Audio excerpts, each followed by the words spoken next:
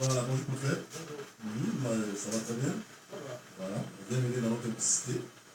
Alors, vous êtes là pour annoncer les prières et de délivrance.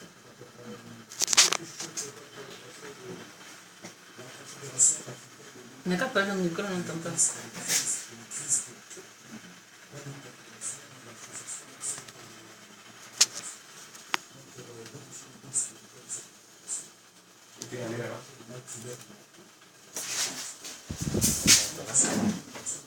On n'entend pas. Hein. On n'a pas parlé dans le micro, on va parler.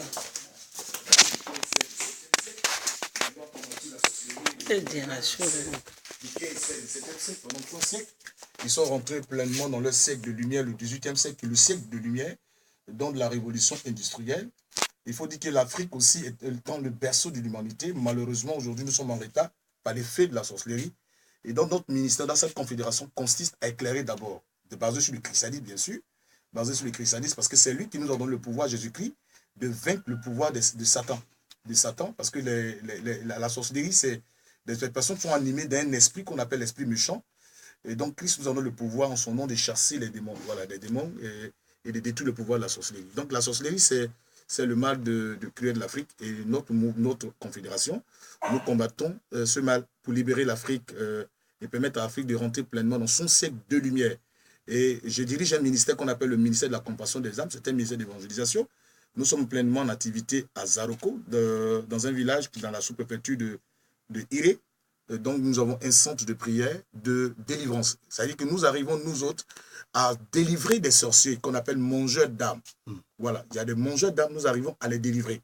Étant possédés d'un démon, nous arrivons à chasser le démon et permettre à cette personne d'être utile à la société. Donc, c'est un travail qui est en train d'être fait. Et nous avons une grande vision de bâtir, déjà, nous avons déjà le site, de bâtir 1300 places. Et déjà, où je vous parle, depuis 2006 jusqu'à actuellement, j'ai délivré 4078 sorciers. Voilà, 4078 sorciers déjà délivrés. C'est possible que nous arrivions à délivrer des sorciers, parce que la sorcellerie est une maladie. C'est comme ça que nous présentons ça à ces personnes en question, parce que ces personnes-là sont possédées d'un démon. Et quand on est possédé d'un démon, on n'est plus maître de soi, on est contrôlé par un démon. Voilà, contrôlé par un démon. Donc, on peut chasser le démon et puis être totalement délivré et puis être utile à la société.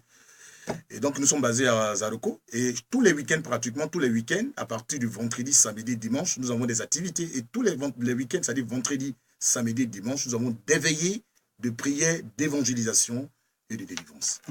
Alors, on sait que nos régions, hein, surtout en Afrique, hein, comme vous l'avez si bien dit, ben oui. C'est la sorcellerie. Ben c'est la sorcellerie.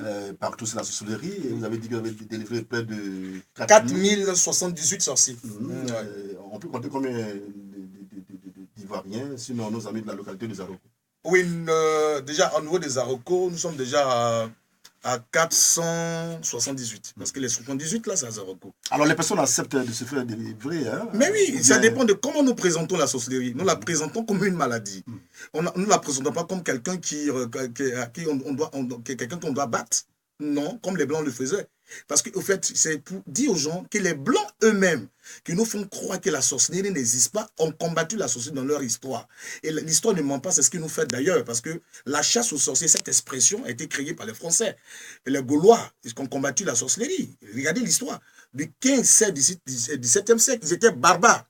Ils ne prenaient pas, ils étaient barbares, ils attrapaient les sorciers, qu'on les brûlait au bûcher. Au bûcher, aujourd'hui, on parle de droits de l'homme, c'est tout à fait normal. Mais nous autres, nous sommes très civilisés.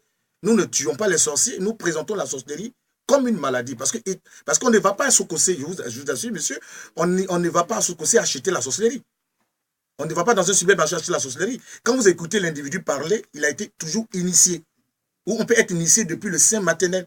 On peut être initié depuis le sein maternel. On peut être initié. Et il faut chercher quelqu'un pour être délivré, parce que c'est une maladie. Voilà, c'est une maladie. Et la personne même en souffre, puisqu'il est contrôlé par un démon. C'est comme quelqu'un qui est malade de la folie, contrôlé par un démon. Il faut l'aider à abandonner cette pratique. Et justement, par le nom de Jésus-Christ, qui peut nous amener à être délivrés de cette pratique. Parce que quand on est sorcier, on a un danger, non seulement ça pour sa famille, pour son village, pour sa région et pour sa nation. Alors, le plus souvent, est-ce que les gens, comme vous parlez de maladies, est-ce que les gens viennent d'elles-mêmes? Je dis oui, il y a des... Vous dites, bon, oui, je suis sorcier. Mais oui, il y en a plein. Attends, ce soir, je commence ce soir, déjà avec 38 personnes. Elles sont là, elles m'attendent. Elles sont là, m'attendent. Comment ça se manifeste chez nous, dans nos centres? Il y a l'élément qui est très important, parce qu'il y a 3 étapes dans ce que nous faisons en matière de notre délivrance. Il y a d'abord, il faut reconnaître, parce que c'est ce qu'on appelle la repentance, reconnaître, avouer et abandonner. Donc d'abord, pour être délivré d'abord de la sorcellerie, parce que la délivrance, ça se désire. Donc la personne d'abord reconnaît qu'elle est sorcière, d'accord? Si elle reconnaît qu'elle est sorcière, elle pratique avec qui? Parce qu'il y a une confrérie. D'abord, comment ça se passe que la sorcellerie? Une fois on t'initie, d'abord avec un aliment, ici d'abord, on t'initie, et puis tu te retrouves quelque part dans une confrérie. On te fait asseoir sur une chaise pour te dire, et puis on te donne de la chair et le sang. Vous savez que la Bible, Jésus même dit, et son corps est du pain, et son sang est comparé comme du vin. Donc c'est une alliance que vous tissez avec le royaume carrément de la sorcellerie. Voilà, carrément le royaume de la sorcellerie. Donc dès que vous mangez dans cette confrérie, on vous donne à boire du sang, et qu'on vous donne à manger la chair humaine, vous devenez immédiatement cannibale. Quand vous quittez la confrérie cette nuit-là, le lendemain, ou les gens qui suivent, vous devez donner forcément quelqu'un pour avoir droit à la parole. Donc quand vous donnez quelqu'un, vous avez maintenant droit à la parole, vous êtes considéré comme adhérent à cette confrérie. Et vous devenez très dangereux. Donc on peut avoir une confrérie de famille, on peut faire confrérie de village, parce que dans un village, il peut y avoir plus de 10 confréries, et dans les 10 confréries, les chefs de confrérie deviennent la confrérie du village. On peut avoir la confrérie cantonale, de canton, et régionale. C'est pour ça que c'est dangereux, ils sont très organisés. Donc, chaque mois, ils peuvent décider, ou chaque année, ils peuvent décider de tuer les sous-préfets. Vous allez voir que dans chaque région, c'est les sous-préfets qui meurent. Ils peuvent décider de tuer un instituteur. Vous allez voir que dans chaque village, c'est les instituteurs qui meurent. Ils sont très organisés. Le diable est très organisé. Donc, c'est nous, en tant qu'Église, n'est-ce pas, d'éclairer, parce qu'en tant qu'Église, nous devons jouer le rôle d'éclaireur. La Bible dit que nous sommes la lumière. La lumière éclaire. Mais malheureusement, il y a des gens qui ont des délestages, ils sont toujours délestés. Si. Il peut y avoir un délestage spirituel. Un délestage spirituel. Oui, les gens toujours sont jeunes. Mais l'Église doit jouer. Vous voyez, le rôle de l'Église, c'est d'éclairer le monde.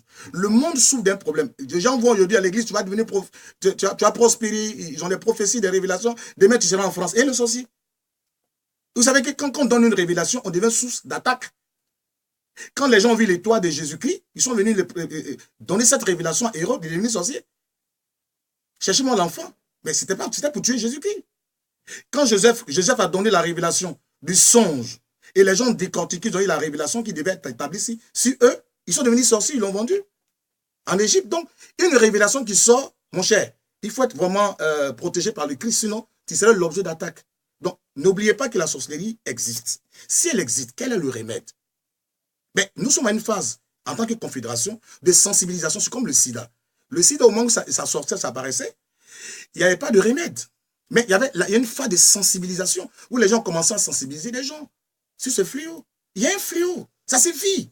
Menez les enquêtes. Même dans des prisons. Nous, en tant que confédération, nous menons les enquêtes chaque fois.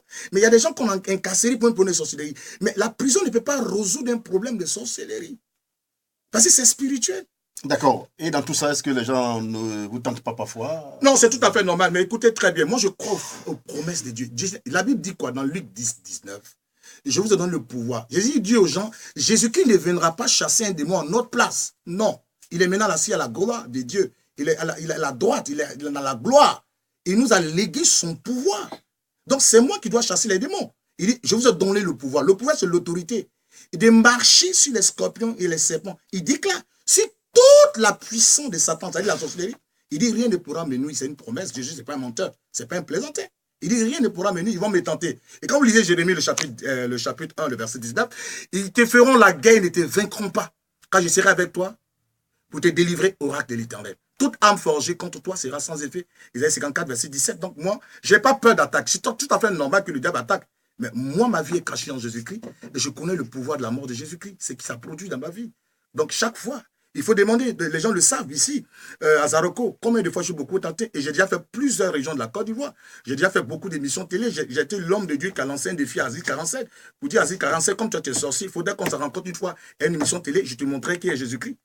D'accord. Voilà, donc la puissance de Jésus-Christ. C'est très intéressant tout ça. J'espère qu'avec le combat que vous menez, un jour on ne parlera plus des sorciers, n'est-ce pas? Mais il faut commencer, c'est ce que les blancs ont fait. Il faut un début dans tout. Mais il faut commencer, et c'est l'église. Je ne sais pas pourquoi l'église s'était sur ce problème. Vous allez remarquer dans nos églises, ils vont parler de sorcellerie, mais aucun n'ose lever le doigt pour en parler. Parce que ne dérangez pas le diable, parce que si vous dérangez les hommes, vous allez le voir. Mais le diable doit être dérangé. Quand vous lisez Luc 10, le verset 38, on dit Jésus-Christ allait de lieu en lieu, guérissant les malades et libérant tous ceux qui étaient sous l'emprise du diable. Nos villages sont sous l'emprise satanique, démoniaque de la sorcellerie. L'année dernière, en décembre, nous avons délivré plus de 102 enfants qui avaient déjà programmé leurs parents pour la fête d'année. Je vous explique quelque chose, brièvement quelque chose. L'homme est composé de âme, esprit et corps. Et on peut vivre, on peut être vivant et puis être mort. Pourquoi? Parce que c'est l'aspect âme qu'on mange. Donc on peut vivre avec son esprit. L'esprit n'est pas touché par les sorciers. On ne touche pas l'esprit. Pourquoi? Parce que Lévitique 17, le verset 11 nous dit, l'âme se trouve dans le sang. C'est ça qu'on appelle les sorciers mangeurs d'âme. Donc il prend ton âme, il mange ton âme, et tu peux vivre avec ton esprit. Et quand ton âme a été mangée, parce que quand on mange ton âme, on le transforme en un animal, on mange ton âme. Et tu peux vivre avec ton esprit. Mais ton âme étant mangée, tu as toute une durée de vie sur la terre, si ce monde visible, c'est une année. Donc, ils font des mises en scène, des accidents, les programmations de ça. C'est pour dire, la sorcellerie, le problème de la sorcellerie, c'est plus grave que le problème du sida. D'ailleurs, ils sont derrière. Moi, j'ai déjà traqué une sorcière dans la région de Frasco qui donnait le sida, qui a donné le sida à 60 personnes. Ils sont la base de tous les fléaux. Donc, pour mettre fin à la pauvreté, pour mettre fin à tous les fléaux, il faut attaquer la sorcellerie. En fait, les gens ont peur parce qu'ils se disent qu'en attaquant ce fléau, il y a les représailles. Mais moi, je pense que Jésus-Christ a vaincu Satan. Alors, on dit, on va finir bientôt, on dit que c'est le fer qui coupe le fer. Est-ce que vous-même, vous n'avez pas été sorcier une fois? Non, j'ai été victime. J'ai été victime. Vous voyez, je vous ai dit, voyez, le problème, c'est que les gens, ils ont une méconnaissance de la sorcellerie. Je vous ai dit tout à l'heure, le sorcier veut dire lanceur de sort. Au moment où tu ne lances pas le sort, tu n'es pas sorcier. Voici la définition de la sorcellerie. Lanceur de sort. Celui qui lance un sort est un sorcier. Celui qui détruit. C'est ça, le sorcier, il détruit, il mange, il tue. D'accord. Alors, on aura un autre espace, c'est très intéressant, on aura un autre espace où on va vous recevoir pour parler en loin, en large. Il n'y a pas de problème, je serai toujours de la sorcellerie, ça nous ferait énormément plaisir. Alors, c'est pour quel jour Oui, disons que la veillée commence aujourd'hui, les gens commencent à venir depuis hier, les malades, ceux qui... mais les sorciers se déplacent. Il y a des gens qui viennent... Ils viennent même, ils viennent ouvertement le dire, je vous invite si vous voulez ce soir, venez voir les sorciers en train de faire des aveux. Ils viennent eux-mêmes pour dire, je suis malade, je vais délivrer de la sorcellerie. Et après on les délivre. Et quand ils font des aveux, ils parlent. Nous chassons les démons en direct devant tout le monde. Nous ordonnons aux démons de partir. Les démons se manifestent dans le corps. Ils sortent et c'est fini. Et après cette phase de délivrance, ces personnes restent dans le camp, dans le centre pour qu'on les amène à conserver leur délivrance en leur enseignant la prière, comment marcher avec Dieu. D'accord. Ok, c'est pour aujourd'hui. Hein. Aujourd'hui, à partir de... La veillée commence à partir de 20h. Elle démarre à partir de 20h jusqu'à 6h du matin. Également samedi, de 20h jusqu'à 6h du matin, jusqu'à dimanche. Tous les week-ends, à partir de vendredi, tous les jours, tous les week-ends, toutes les semaines, c'est comme ça. Et moi, je reçois que les mercredis et jeudis, j'ai des réceptions à Zaroko. Et tous les vendredis, samedi, dimanche, nous avons des veillées de prière. D'accord. Un contact pour vous joindre. Hein. Oui, le contact, c'est 06. C'est le 06, 03, 31... 11.